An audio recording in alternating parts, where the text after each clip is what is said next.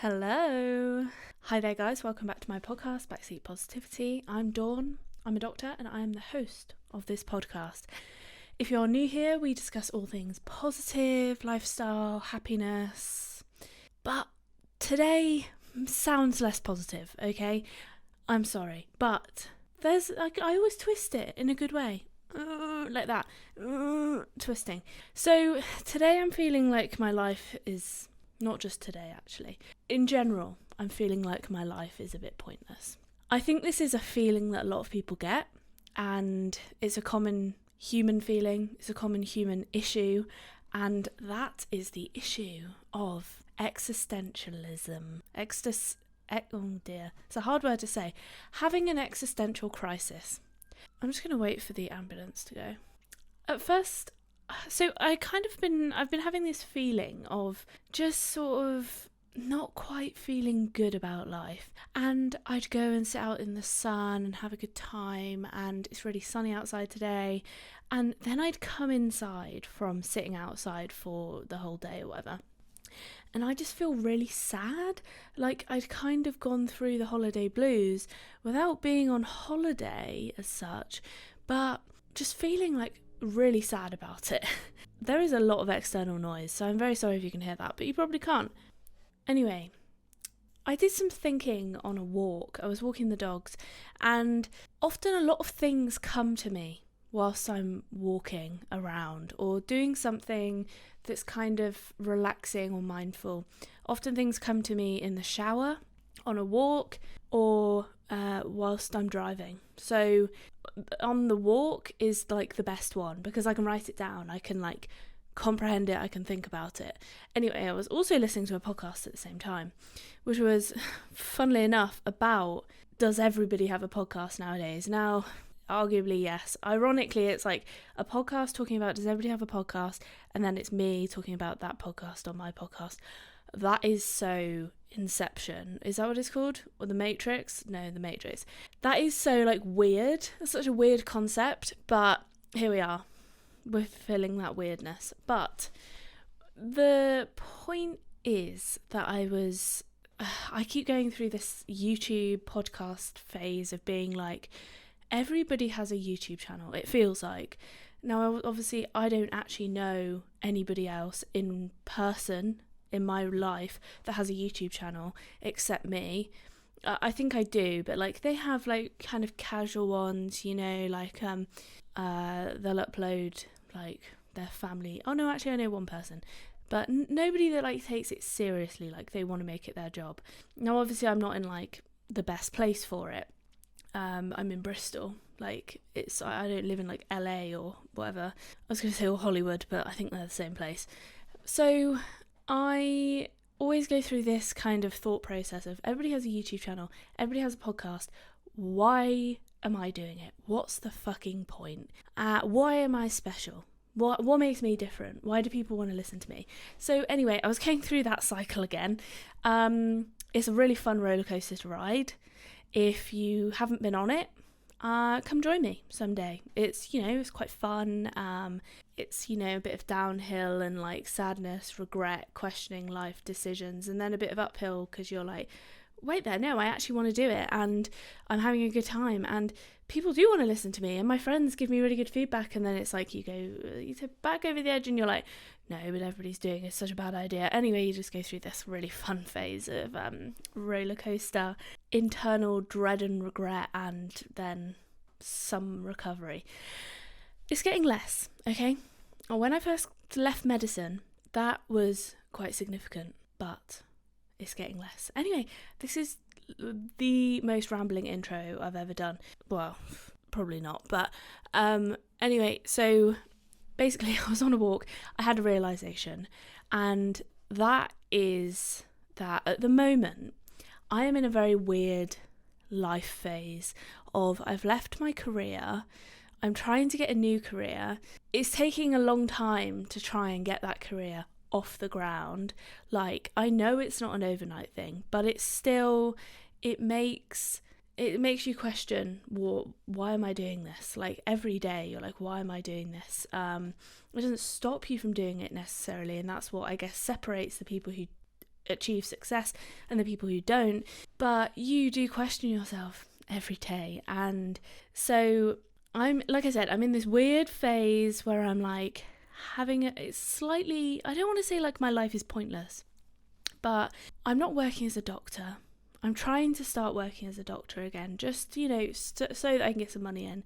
I'm not going on holiday. I'm not going and doing like majorly fun things because of money, because I can't, this job situation is ridiculous. I don't need to go into it, but it's taken like 3 or 4 months to start this new job. But anyway, so I'm in this like weird phase where I not working, but I'm kind of doing all of this, which I love and I enjoy, don't get me wrong, but I'm, it's not as though I'm like achieving huge success off it or making a living from it, or like jet setting across the world because people want to interview me and like meeting up with people and doing collaborations and stuff. Like I'm in this weird phase where no one really gives a shit. And that's what you might call a micro-influencer. And people do give a shit, but it's not a lot of people. Like, I could walk down the street and no one would be like, hey, like, I watch your videos. Like, do you know what I mean? And that's, I'm not saying I want to have, fame and everything. What I'm saying is I'm in this, like, weird no man's land. And I guess I was kind of having a bit of an existential crisis, feeling that my life's a bit pointless, and I'm kind of like, I'm sitting on the sofa, and I don't really feel at the moment like my content is like necessarily reaching as far as I'd like it to. I tell you what though, it's definitely improving.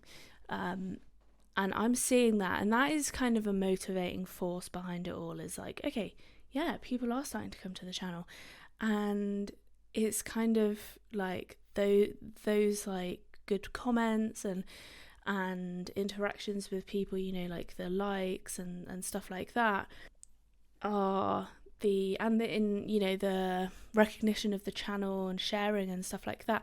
Those are in some way like a motivator to be like, okay, life isn't that pointless, but it's not like I find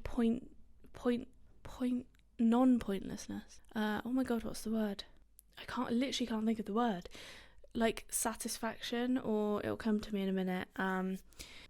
It's not like I necessarily find job satisfaction from being a doctor, because I don't know that it is actually that satisfying. Like, people are like, oh my god, you're saving lives, but are you?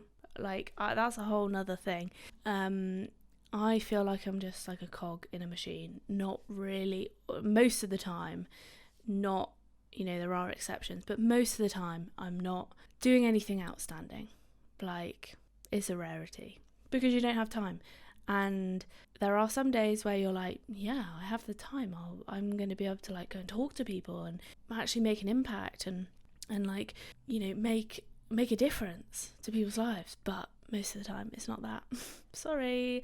Most of the time you're not saving lives. You feel like you're just keeping people alive who could well be dead and will likely die in a year. That was fun. Okay, so I feel like I need to do the intro, although it's really out of order now. I'm going to do the intro now. Hi guys, welcome back to my podcast, Backseat Positivity. I am Dawn, I'm a doctor, and today we are discussing why my life feels extremely pointless. I think I'm going through the midst of an existential crisis, as many of you may have been through, and it's not a nice place to be. My life and existence is in question in my brain, and at the start I didn't really know why, but today I figured it out, and I had a realisation, and then I thought, do you know what? I'm not the only person who's going through this. So I will discuss it on my podcast, and we are going to turn things around, and I'm going to tell you how to get over existentialism and feeling like your life is pointless, because it's not, okay?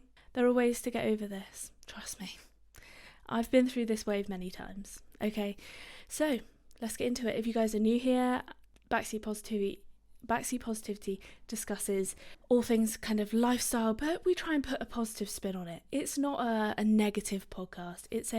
We discuss, not all things are positive in this, talking about existential crisis. Is that positive? Probably not. But I'm going to give you ways to overcome it and put a positive spin on things, because don't we all need a bit more positivity in our lives? Yes.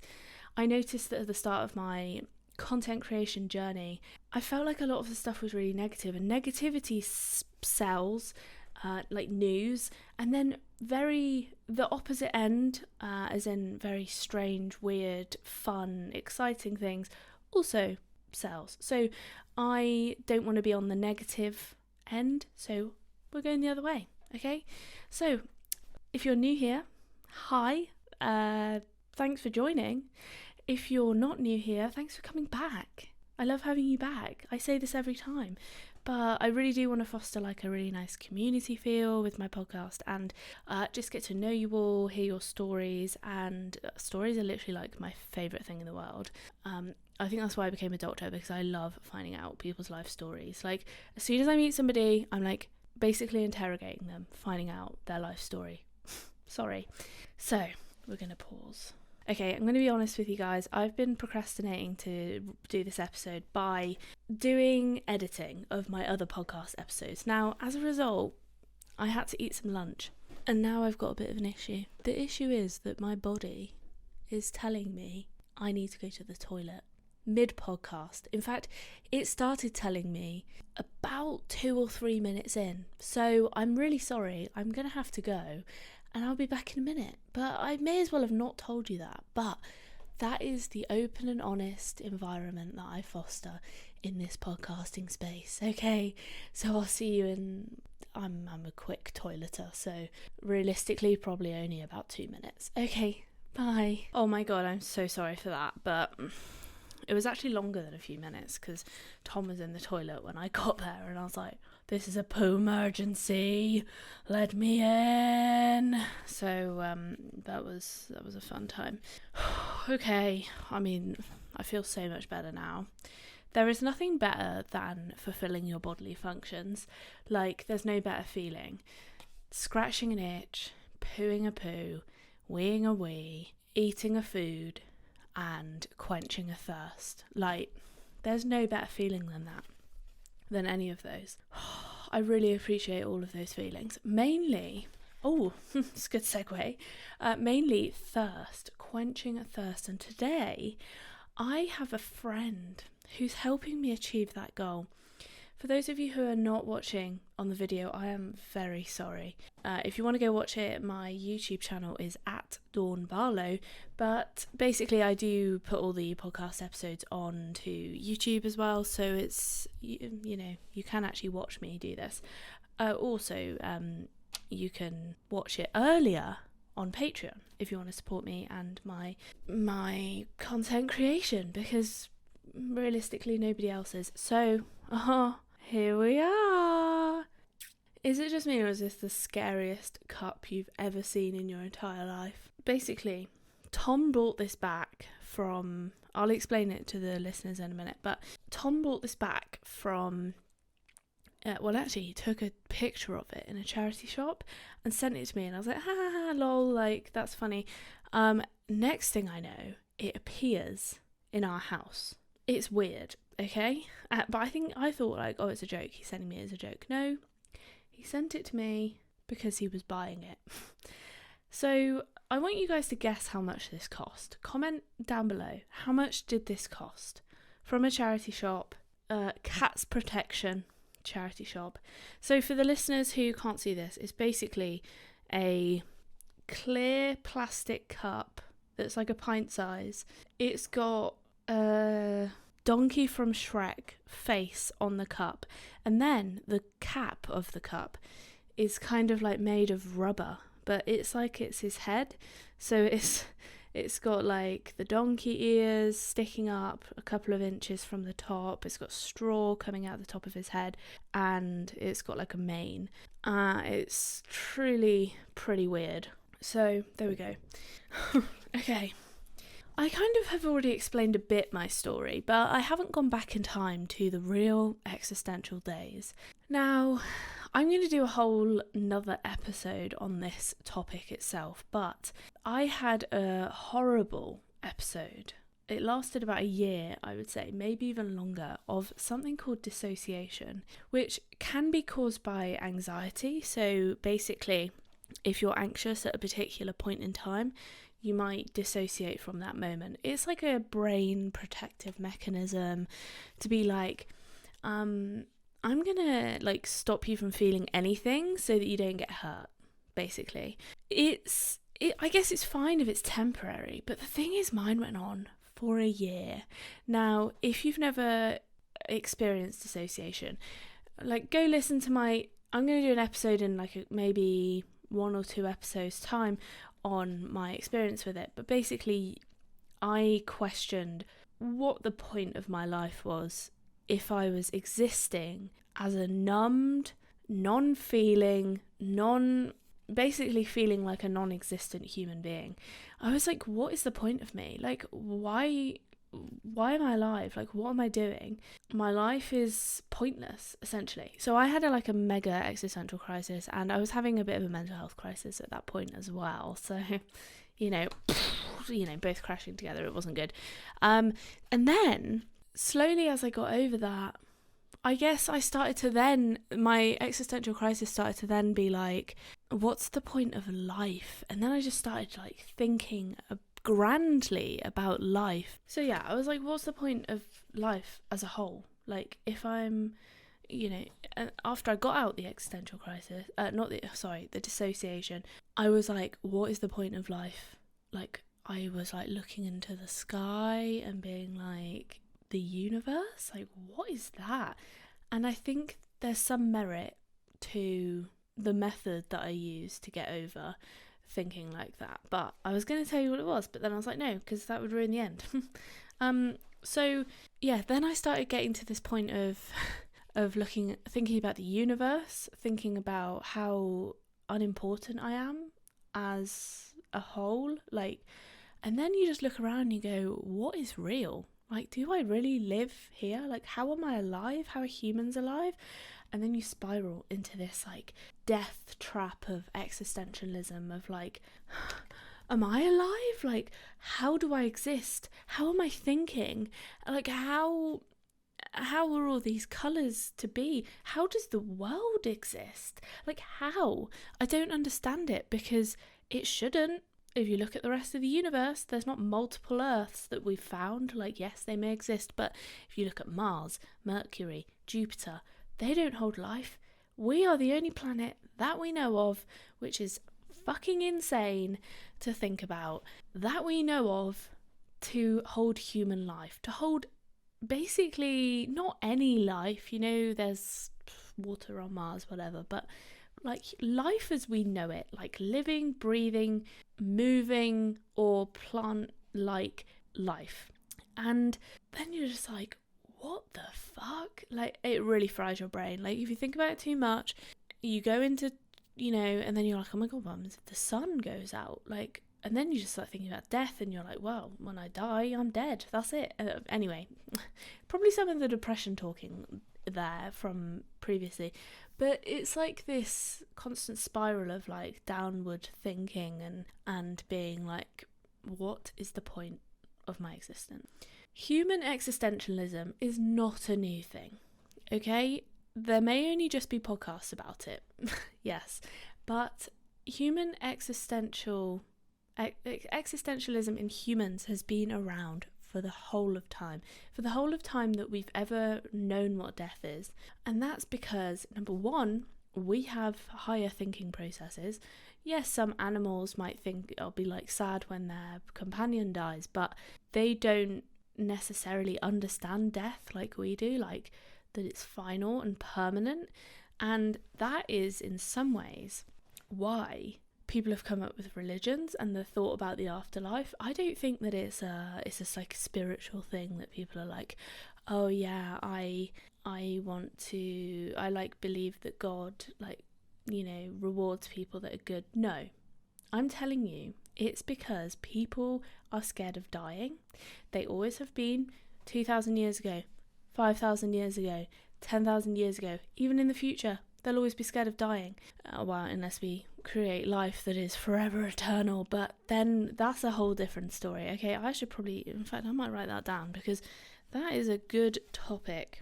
When you have these creative bombshell moments, you've got to write them down because they're in one ear and then they're fleetingly forgotten. And this is why whenever I'm like driving or in the shower, I will put on voice notes and I will dictate it because I'm like, I'll forget this in like literally 5 seconds. I will forget it. So, and some of the best creative thoughts come from those ridiculous moments where you're just like, I'm washing my armpits. I'm turning at the roundabout. So, yes, human existentialism has existed, and that is why I think we've created this thought of the afterlife, because people don't want to die. People don't like that thought. And what feels settling, and to be honest, I'd love to believe in it, is the fact that we will live on past our death. Is that a fucking great feeling? Yes, of course it is. It's a great feeling. You're like, I'm never going to die. I can live my life happily, and then if I'm a good girl, I go to a happy place. And that, I think, is, as well as probably some schizophrenic psychopaths, maybe not the two together, but schizophrenic or psychopathic crazy people in the Jesus Christ era. I genuinely think that Christ, like Jesus, was either a psychopath or schizophrenic. He hallucinated things or he exaggerated things. He seemed quite... Anyway, look, I'm getting into difficult territory here, but I didn't obviously believe in a religion, and I know it's a touchy subject, but I do think, like, this guy wanted everybody to, like, forever remember him, so somebody wrote a book about him. I just don't believe it all, you know? So that is, to me, evidence that people have always been scared of dying, people believing in the afterlife. Other things include, and I said this to Tom the other day, and he was like, Dawn, you should write that down because that is a sick quote. And I was like, people just want to be cheap legends. And he was like, that's such a juxtaposition. And I was like, I really didn't think it was that amazing, but, you know, let me know if you think it's really that influential. Basically, the idea is that everybody wants to be a legend, everybody wants to be remembered, everybody wants to leave a legacy, but a lot of people don't want to either put effort into it or spend money or be notable, right? So I think those are the kind of three that to be a legend you need to do that. The easiest way to live on through legendness is, number one, have a gravestone. Well, that's very expensive nowadays. Number two, have a child. That's the most common one. And a lot of people see it as like, oh, I want to have a child. But really, that is nature saying you need to leave your genes, carry on the human race, and then leave a legacy behind. And if you don't see it like that, you might think I'm crazy. I get it. But realistically, that is the whole point of procreation, is to leave your genes behind. And some of that is legacy, you know? Your kids will remember you, and then you're just always, you know, you're just going to remember your relatives. Yeah, another way to do it is to, a lot of people, now the cheapest way to be a legend is to carve your name into something or to graffiti something. A lot of people do that. I actually saw some really cool, like, Roman carvings, but like they were just like, it was just like a random person just like carving their name into a rock. I can't remember where it was now, but it was like so simple, but it was like from thousands of years ago, and I was like, what? Like, I just found that crazy that even then people wanted to leave their mark, and that is literally what it is. People want to leave their mark. So you leave your gravestone mark, you leave your inscription markings, and a lot of people write books nowadays. a lot of people just want to make a name for themselves. I'm not saying that that is a bad thing. Is that what I'm trying to do? I guess so, yeah. Like, everybody wants to be remembered, and that's kind of also the most expensive and hardest way to be a legend is to, well, it's probably not the best way, but become a leader, so like a politician or something like that. And another way, write a book, although it's quite hard to do. Another way is to get like a renowned award, an Oscar, basically to do something exceptional. So like an Oscar, an MBE, OBE, I don't know what they're called, but yeah, basically do something somewhat exceptional and be remembered in the history books, get a Guinness World Record or something like that. But we all want to be remembered. Nobody wants to be forgotten. Like, that's my 2 cents. The truth is that existentialism is scary, and I think for me some of that has come from my current lack of money. So, as some of you have been following my story for a little while know, I have stopped working as a doctor.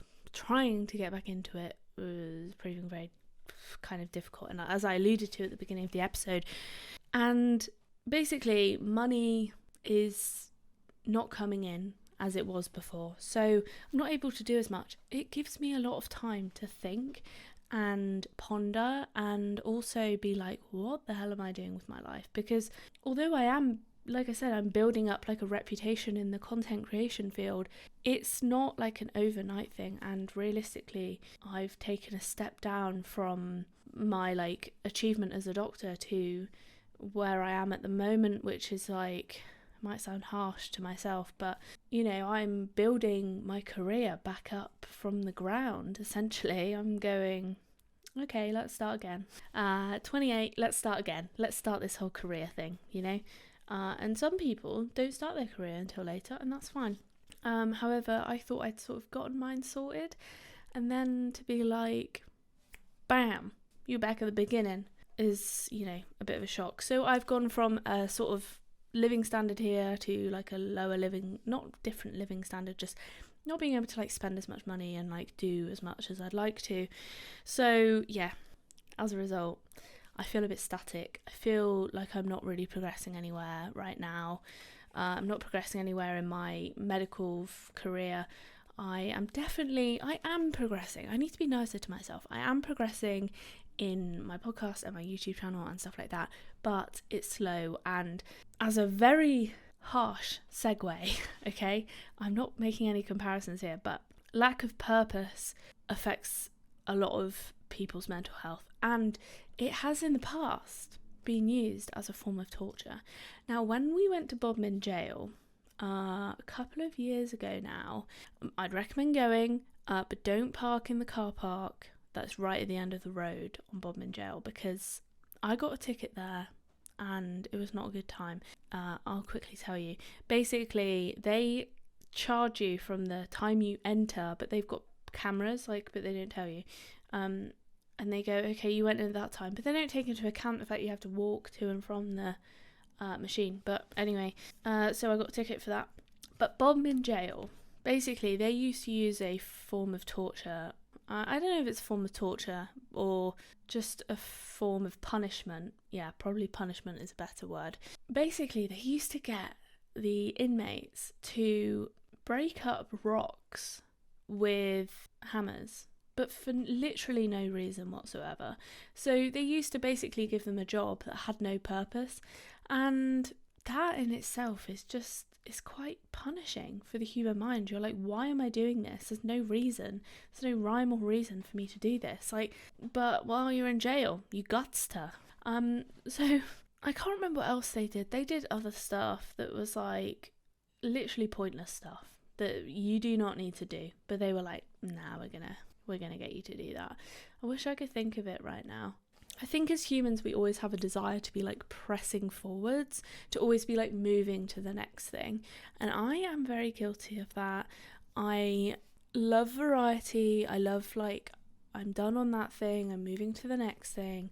Do I see that as a negative thing? Well, I guess it could be if you looked at it in the in the fact that, I'm not very good at like going, right, I'm going to do this and then I'm going to do it forever. Okay. And that's not me. I like going, I'm going to do this, but I'm also going to branch out into like different segments of that one thing. I'm not very good at being a specialist, basically, which is why I really struggled in medicine. I know you can do like emergency medicine and general practice or family medicine, but it's not the same as just being a locum and kind of going where you want. Maybe I'm just not in that settled part of my life. But basically, I just always want to be doing something different. And maybe for me that's just a distraction from the reality of living life as a human and my existential crises. But I just love variety, and I love going and doing new things and meeting new people. And I make videos and then I go on to a different topic, and I'm not a very good person at like, okay, I'm going to do this one thing for like a year. I'm like, I'd rather just do things for like shorter periods of time, or like get lots of variety in there. But that's just me. Some people are good at different things. So I guess we should start talking about how we're going to get over this existential crisis. Potentially a long road, but potentially not. I think my existential crisis was slightly triggered and complicated by the fact that I also had this whole shitstorm of other issues going on, mainly my dissociation, which made my life feel very pointless, like I said. And as a result, I think that complicated and lengthened my recovery process. So I think just realising that you're having an existential crisis, and that in itself is a bloody normal human thing. Just being like, what am I? What is human? What is life? I'm gonna die someday. Yeah, unfortunately, a lot of humans before and after you will have thought that, okay? So you're not alone, and it's a scary thing, but it doesn't mean you can't get over it, okay? So there might be ways that you could make yourself a cheap legend. I haven't figured out whether... I think it probably is a good thing, having, not necessarily chasing legend status, but giving yourself some kind of notoriety and something to be remembered by is like something that you've put your stamp on and just gone, yeah, when I'm gone, that's what I'll be remembered by. And I think that's a settling feeling. And if you believe in life after death and you're happy with that situation, that's fine. Okay? I wish I believed in it. I really do. But I don't. And I find it hard to believe in a concept that there's no physicality to. There's no concept to. I've always struggled with physics because of gravity. I can see it around me, but I can't look at it in any way, shape or form. I don't know. I know what you mean. I could drop this guy, but I can't. When I think of biology or chemistry, I can look down a microscope and I can look at something, but physics I can't. So, wow, how did I get there? I don't remember now. So I think one of the first things is, I know ignorance is bliss, but should we be avoiding our problems? I don't know. I'm going to say let's avoid them, because the more you think about it, and do we need to think about it in a negative way, like, oh, you're just avoiding your problems? Or are you saying, okay, this is an actual fact of life, I'm just going to put that on the side and get on with my life and enjoy it? And I think that's a healthier way to look at it than going, well, you're just ignoring the problem because it's uncomfortable. So for me, stopping thinking about the fact that I'm going to die and why am I existing and what is human life helped me, and still helps me. Whether that's right or wrong, I'll let you decide whether that works for you. Just had to reset the camera, you know how it is. So finding some purpose in your life. For me, I need to go back to work, not only because the lack of money, in fact, is stressing me out, but also being at home every day is a bit mind-numbing. I think what it was is that, I said at the beginning how I was going outside into the garden and feeling like I was on holiday, and then coming back inside and being like, oh, this is depressing. Why am I here again? I think that was because I had literally this feeling of I never leave the house. And although I don't love going to work, I wouldn't mind going once or twice a week for the purposes of like, you know, I went to work and also I earn money, you know, we're all human. But also I had that in lockdown, you know, not leaving the house. Oh my God, it was like torture. You want to like get out of that one zone environment, and yes, you can go out for walks and you can go sit out in the garden, but you're also, although I am achieving things, it's not yet my job, and I am definitely a person who needs a purpose in life. I need a purpose. I need to be like moving forwards. I need to be changing things, variety. I need to be improving, which is why I do like self-improvement stuff, you know, because I am a person who I'm not happy with just like, okay, I'm me, I'm done, tick. No, I always think, oh yeah, I could probably be a bit more like empathetic. I could probably drink a bit more water. I could probably be a bit more concise on my podcast. I could probably stop interrupting people as much when I talk to them, as in I could listen better. There's always things that we can improve on. And that's just me. Like, I've always wanted to improve, and that is kind of my purpose as well, is constantly improving myself, helping others to improve themselves. And yeah, if I can get that with you know, YouTube and podcasting, then great. What is your purpose? Have you figured that out yet? Some people's purpose is to have kids. That's like their own internal purpose. They want to have those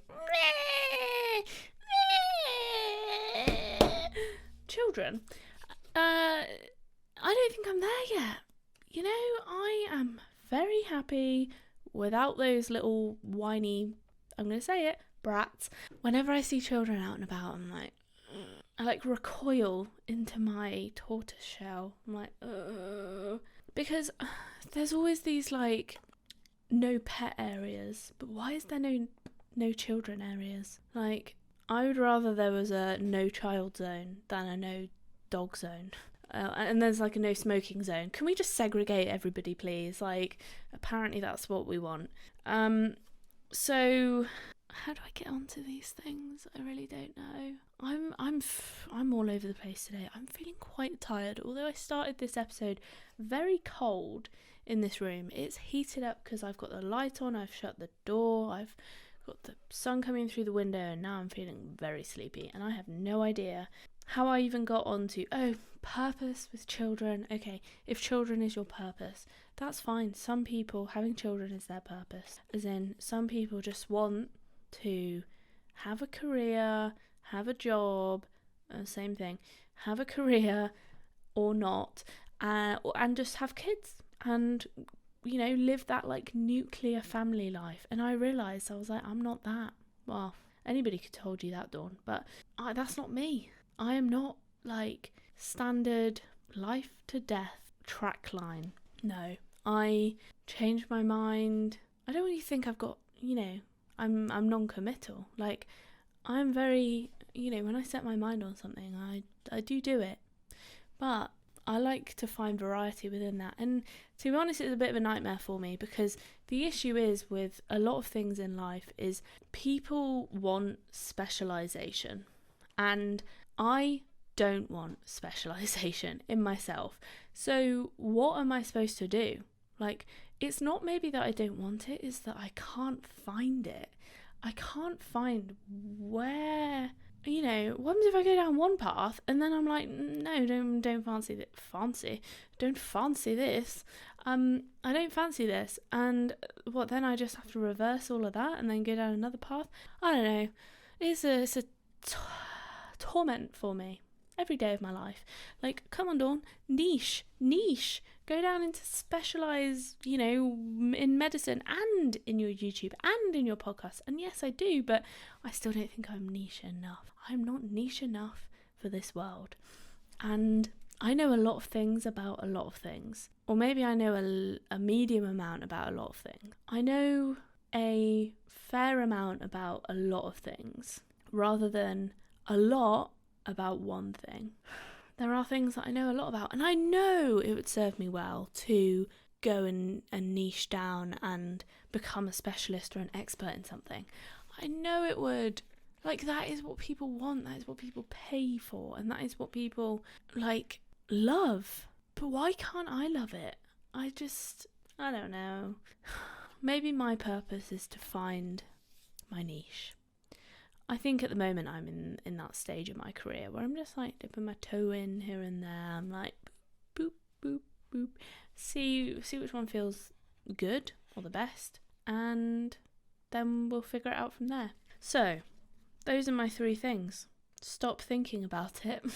Just stop letting it consume your thoughts. Like, yeah, you can have fleeting moments. Sometimes I look up in the sky and I'm like, oh my God, look at the vast blackness. Look at the sun. If the sun went out, we'd all die. Look at the stars. They're so far away. Look at them. They're blinking and they're twinkling, and that is a burning gas ball millions of light years away. How in the world is that even a possibility? I just can't understand it, and that is the thought process that goes through my mind. Probably on a monthly basis, maybe bi-monthly. So we're probably currently in one, right, not necessarily about the world, but mainly about my purpose in this world. So stop thinking about it. Find your purpose. I'm trying to think, how would you find your purpose? It's not necessarily who defines your purpose, but it's like, what do you find value in? Like, what makes you happy? What makes you feel like you've achieved something? If it's painting, if you finish a piece and you go, wow, like, that was the best fucking thing since sliced bread, then maybe that's your purpose. And you can make a full-time career out of painting. Don't tell yourself you can't. You may need to do a little step over period where you're like working part-time, kind of what I'm doing right now, where you're like kind of juggling both in the hopes that you fully step over. But don't put your purpose to one side and get to the end of your life and go, didn't do what I wanted, because you can't go back and do it again. You can't. I'm sorry. You can't. And so it doesn't mean you need to put the pressure on, decide now, but at least go out and try different things, you know? Like, if you want to go and sing, go and sing. If you want to go and raise baby koala bears in the outback, in a sanctuary, go and do it. If you want to, what's the first thing that comes to my mind? Paint rainbows on playground wall murals, and that is your calling, go and do it. I'm just coming up with random shit now, but you know, you might think in your mind, body and soul, I want to teach, but you're not teaching. Well, what? Nothing's stopping you. Oh, but Dawn, I've got a job and like that's it, I'm set now. No, I am the prime example that is not the case. You can always shift path if required. Okay, so, and then leave your legacy. That may be within your purpose. That may be that you write a book. But if you've got that legacy, maybe that you have children. If you've got that legacy, your mind will be settled. It'll be like, my purpose has been fulfilled and my legacy remain. And that doesn't mean, just creating a Facebook page, because, sorry, everyone's got one of those now. Maybe our Facebook pages will be like the new digital gravestone, because you can have deceased Facebook profiles now. So, okay, on that cheery note, I just want to say, if you're going through an existential crisis right now, trust me, it gets better. It won't last forever. Talk to somebody about it. I bet you I am certainly not, and you're certainly not, the only person that is frightened by the thought of death. It's funny because I feel like when you're younger you care about death more, and when you're older some people do care about death more, but most of the time they're like, yeah, I've completed my life. They have fulfilled their purpose, they have left a legacy, and they are kind of getting content to be like, yeah, that's my life segment over. Okay, on that cheery note again, thanks for listening, guys, and I will see you in a few days. I post every Monday and Thursdays for my podcast on audio, and then also on YouTube, but like I said at the beginning, The YouTube videos come out a week after the audio podcast, but if you want to get them early, you can sign up to my Patreon page, which is Patreon, and you just go onto Patreon and then find Diaries of a Doctor. That is me. Okay, that helps support me just living mainly, but like not just living, like I'm not going out and like getting drunk on that money, as in like it'll help me fulfill my ability to continue to create content, because it will help me to survive whilst I'm creating content, essentially. So whatever, you get the point. Okay, bye.